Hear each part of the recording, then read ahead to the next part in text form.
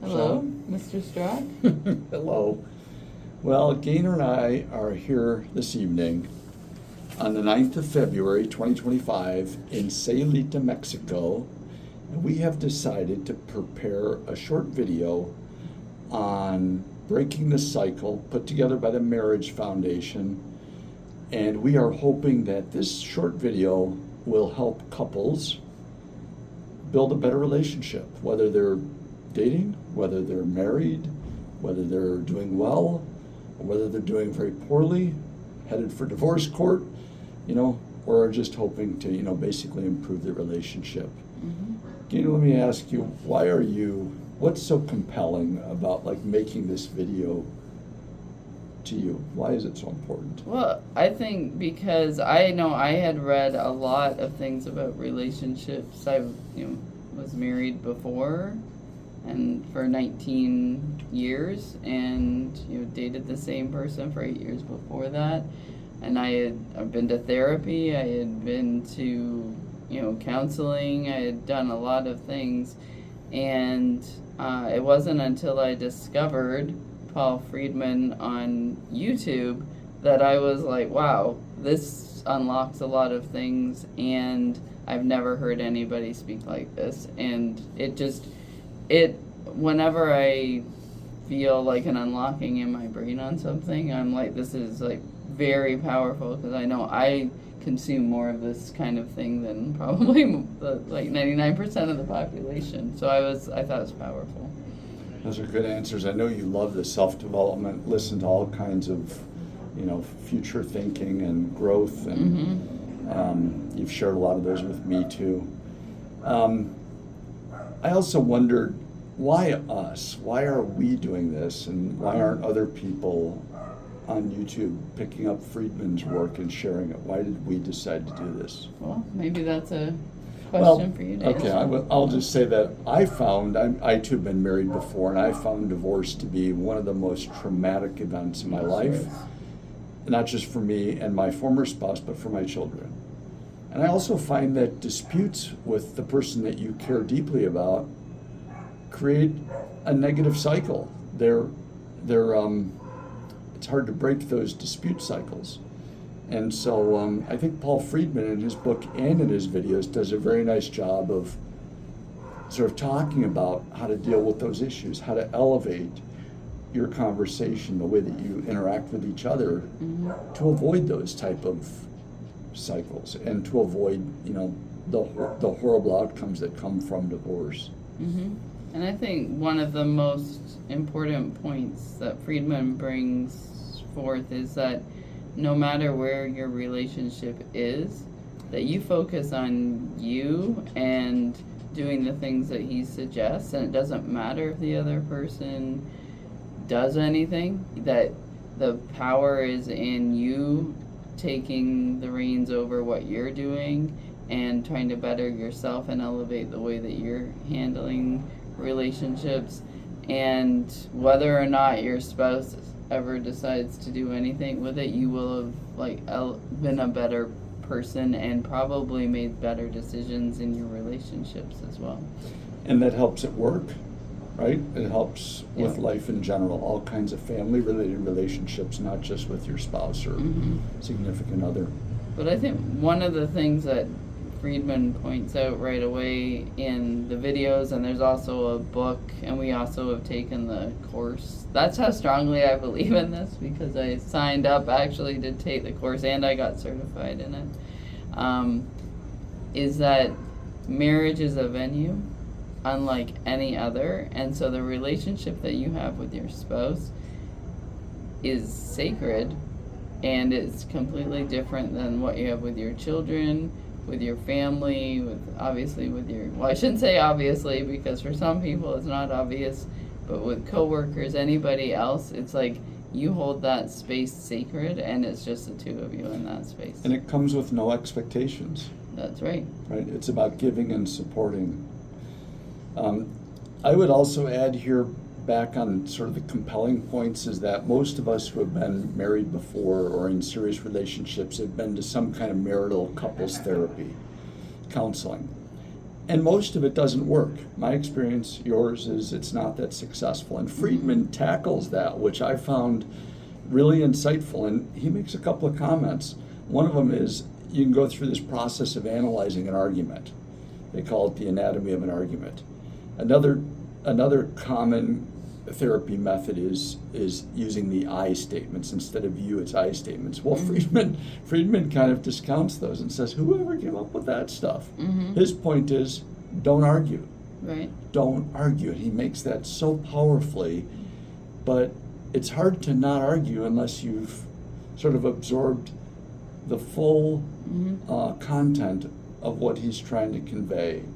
And that's where I think it hit home for us, was his messages are really quite powerful, and they seem to be rational, reasonable, and fact-based. Yeah, and I think something I don't think we mentioned was that Paul Friedman's a former marriage mediator, so he has seen, and like all kinds of walks of life of people, from like very wealthy people to not so wealthy people, and different socioeconomic, spectrums. What drives marriages to end? And he was on the other side of the table trying to mediate divorces, and so he gained a lot of insights, and then he was really able to distill it down into some fundamentals, and then put a process together, which is the SOW technique, which is one piece of it. SEW, SOW technique. Yeah. And you might just spill the beans on what those letters stand for, but he comes back to that so regularly in his videos and in his book. And I think the SOW technique works. This is one thing that I think works across a lot of relationships. So it's, stop, evaluate, and find a workaround. So instead of launching into that argument with your spouse and having to prove yourself right, it's stop, evaluate, time out, why am I being triggered, basically, to go into combat with the person. That I think this is another point of Friedman, is that you get married for love and happiness, and an argument or blaming somebody else is destroying that, right? And so you're taking what was on your wedding day, the most beautiful thing supposedly, and then trashing it basically by arguing. So you need to find a workaround, and that I would also say is a process of trial and error, because you've got to look at, you're not going to argue, you're going to stop, evaluate within yourself what's going on, and then find a workaround. So instead of coming at your spouse, you never take out the trash, or you never do the dishes, or you always leave your clothes on the bed. It's okay, why is that bothering me? Yeah. What is it about me that causes those things to trigger that kind of reaction? And after I think you process that for a bit, you figure out, maybe there's a way to have a conversation about balancing the duties across the house again, have a fresh look at it. But it's not necessarily just swallowing all of the things that are upsetting you, but it's digging deep within yourself about the source of that nugget that's causing the tension. But I think the other thing to layer on to that is that marriage is supposed to be of service to your spouse, right? So, you know what? If it's such a big deal about who's going to take the garbage out, you could just be I'm serving my spouse by doing this. Right. And you don't say anything at all, right? That's the SOW technique. That's the SOW technique. It's stopping and evaluating and then working. The other point that I think Friedman makes, that I believe is one of many in his book, but one that jumps out for me, is that of these issues that cause so much angst, almost all of them are small. And we just gave 3 or 4 examples. But if you think about anything that's causing trouble, strife in your relationship, and if you really can step back and look at it in the scope of life's, lessons and what's important in life and what really matters, if you're not being injured, physically abused, if the children aren't at risk, it's probably small. It's Mhm. probably small. And there's probably time to stop, evaluate, and create a workaround to have a conversation that's going to be more productive. Mhm. And so his point really is, since most of them are small, as Gaynor was saying, and our job is to serve each other without expectation, don't argue. Mhm. Don't argue. And I think that's so powerful. And I think, to say, well, don't argue sounds like very simplistic, but what Friedman is, ultimately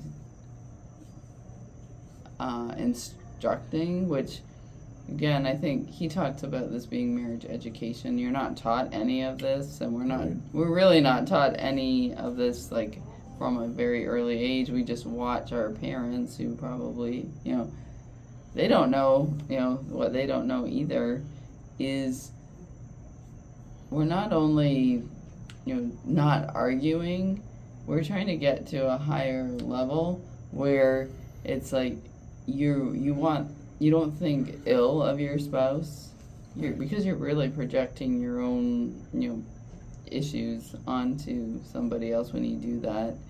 And then also it's like figuring out why you're being triggered. So it's, you want to put what he says, like honey and sugar, and he goes into great detail in the videos as well, and the course that he has about, and there's separate courses for men and women. It's like, because there's biological differences, and I think that was something that That's was powerful. very, very different. Women come from the heart, right? Women come from the heart and the emotion, which can be very beneficial because, men like the emotion, they want to feel important. Sure. and emotionally taken care of. And then women also want to feel that, but we express it and do it in different ways. And so having that fundamental understanding, it kind of opens up a different way of thinking, I think. And it's not as, I don't know, as cliche as the men are from Mars, women are from Yeah. Venus kind of logic. Gaynor, we only got a couple minutes, Yeah. and I wanted to, at least for the men who might be watching this, pass along a few of Yeah, Friedman's you go messages, and you might have a couple for the women. But another thing I really liked about the Friedman videos and the book is that he tells you what your role is in a marriage. Mm-hmm. He tells the men and he tells the women, and I think he does this more in the videos. But I'm going to just shoot through a very short list here, and this isn't all of them, but having a clear presence of mind about what those responsibilities are as a married man, I think is helpful. One of them is, and I mentioned earlier, is to support your wife, to support your spouse, support your girlfriend. Be supportive. Pour sugar into the jar of marriage, the marriage as a venue. Pour some honey into it. Pour sweet things. Don't dash it with vinegar, right? Mm-hmm. And don't be overly familiar. And I think for men, I'm just going to say this. It's kind of obvious, Don't be gross. Don't be, disgusting. Don't say things. Don't look at other women. Don't do things that are harmful to, being supportive of your spouse and supporting that marriage venue. Another one that surprised me, but I can see it, is don't show your anger. Ever. Don't ever show your anger. This is Friedman speaking. I'm just paraphrasing. Mm-hmm. But like a bodyguard is there to protect the person that they're protecting, it would be so inappropriate, such a violation for the bodyguard to turn their power on Mm-hmm. the person they're protecting. Just as a man turns his anger and shows it, the woman feels that very viscerally. You're there to be her protector. So those are the main points that I had for Mm-hmm. men. I don't know if you have any for Women. Well, I think going to the point just for a moment of the protector, I think it's not just anger. I think it's, attention, and also it's like, women, according to Friedman, and I think this is, true to a certain extent with a lot of women, is it's, a sense of security that the person that you're with is like there for them. But I would also say, like, for women, that's also something that you need to be kind of like all in and not. One thing that Friedman says too is it's like nagging. That's a big one. It's like you're basically like, of course your husband's not going to be happy with you and feel unappreciated and probably disrespected if it's like you can't really ever do anything right.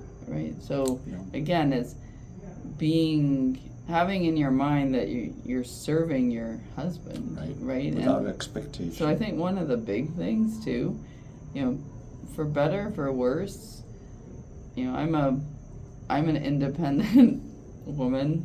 I have my own business and I, am very independent. But, I think there's a reality of when you're in a relationship as well, it's like, to be fully intimate, you've got to be able to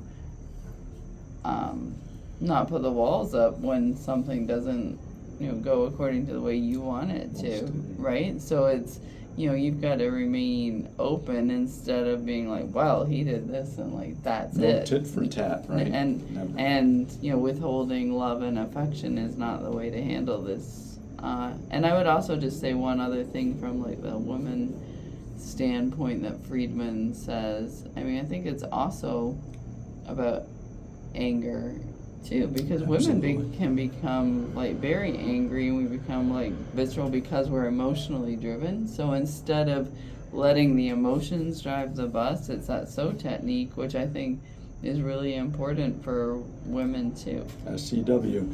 Well, I'm going to wrap up, Gainer. Just a couple wrap-up points here. Really, there's just three. One of them is get the book, Breaking the Cycle, Friedman. He's not paying us. He's not a sponsor or anything here. No. We just feel strongly for the reasons we said before. Mm-hmm. I say get the videos. You can find them online very easily. Yeah.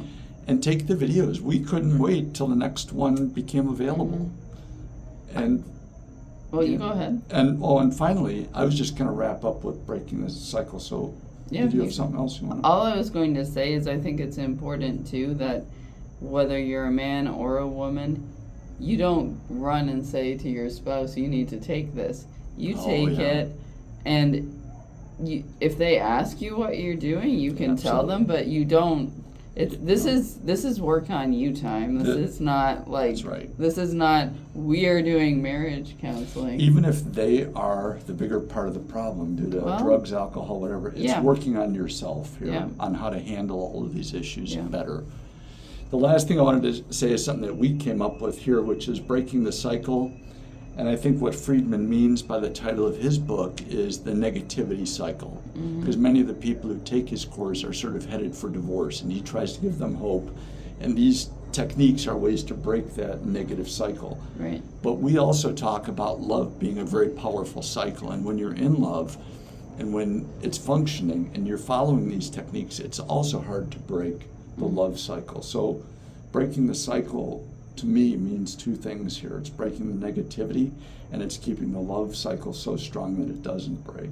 Right, yeah. So with that, I would agree with that. And all I would say is that, check out Paul Friedman and the Marriage Foundation on YouTube and see what you think of it, because I know after I watched like one video I was like, why has nobody ever done this before?